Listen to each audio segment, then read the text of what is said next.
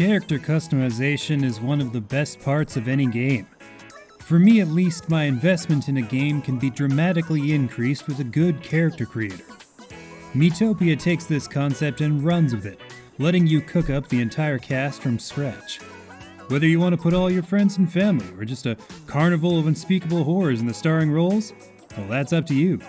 I'm not sure that Miitopia has much more than that to offer. I'm also not sure the game needs anything else. An unspeakable villain has stolen everyone's faces. It's up to you and your merry band of heroes to get those faces back and save the day. There's more to the story than that, but I couldn't retain it. The main narrative is crazy dull, acting as a thin cardboard container for the game's core activities. Although you're traipsing around the country retrieving faces, your main focus ends up being your party. Hopes, dreams, and common interests are all slowly uncovered as you go on your journey. Who will form lifelong bonds with you? Which one of you has developed a taste for goblin ham? Who has the most spine for scary movies? While I couldn't get invested in the main story, Miitopia's side content ended up pulling me right in. While on your travels, members of your party will chat with one another. During their many stops at various inns, bonds are formed and strengthened. Miis will train together, eat together, exchange gifts, trade secrets, and go on leisurely outings. In the midst of all this, you're treated to a steady stream of cute, clever dialogue. This, in my mind, was the real story of Miitopia. Everything else, the epic quest, the fierce battles, the various exotic locales, all of that was just brightly colored filler. The main quest feels like something you endure while waiting for the actual story to resume.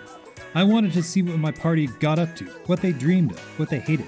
I wanted to see where these blossoming friendships would go. I wanted the results of my haphazard pairings slowly brought to life through a string of quiet evenings in the inn. Kings and Dark Lords be damned, this was the story for me. Of course, I chose to tell this story with a parade of weird horrors. The best part of Miitopia plays up before you even start the game.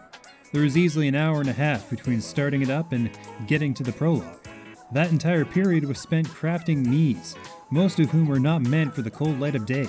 It turns out there's a lot of wriggle room buried in those sliders and screens.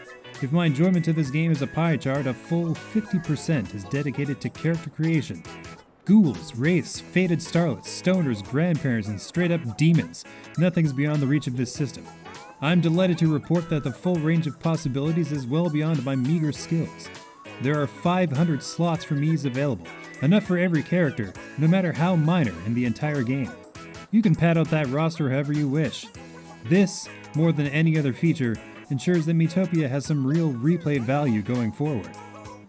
It occurs to me that an actual RPG is buried somewhere beneath the camaraderie and character creation.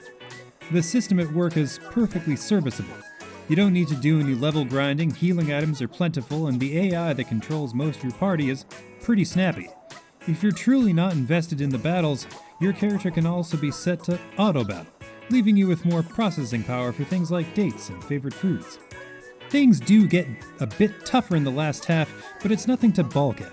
My zealous attention to personal bonds and retail therapy meant that everyone was more than up to the task. Truly, you're free to dedicate as much, or as little, focus to the battles as you wish. Miis with strong connections to other party members gain fistfuls of bonuses for every fight.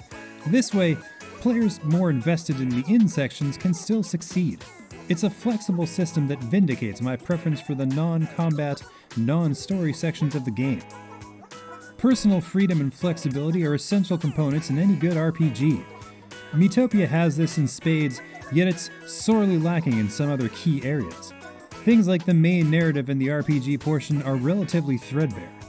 Even so, the highlights are charming enough that you're not so concerned about that. In some respects, there's barely a game here at all. And yet, I'm still charmed by what I consider to be the core gameplay.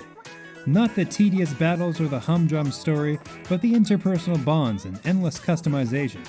If you're looking for some laid-back fun in short chunks, this will be perfect for you. On the other hand, the game is missing big sections of what makes a good RPG.